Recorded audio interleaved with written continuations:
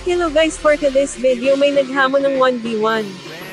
Mayroon siyang matches kay Aldous 3,555 in 61 win rate. Ano sa tingin nyo, natutulog pa ba ang tao na ta? Manalo matalo, sana supportahan nyo pa rin ako. Early pa lang nagbardegolan na kami ni Idol.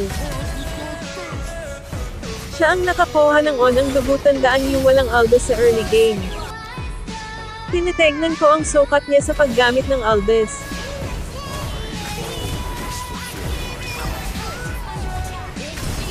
Saan ka punta, hated kita sa paraiso? Lag daw siya, aba parang may papalit na kay Slayer. Dito sa part na ito mabibigyan ako ni Idol. Napatakbo ako sa part na ang sakit niya mag-Aldous, ikaw ba naman pagsasapakan ng 3K matches? Aba TP gods pala ito, last mo na yan. Ako na unang nag-ultimate kaya ito mga nangyari. Napatakbo ako sa part na ang sakit niya mag-Aldous, ikaw ba naman pagsasapakan ng 3K matches? Cheater pala si Idol na wala bigla sa mapa.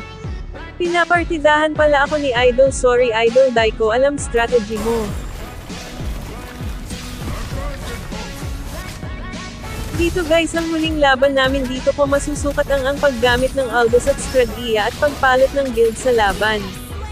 Nag-surrender na kalaban ko, salamat sa pagnanood at sa suporta.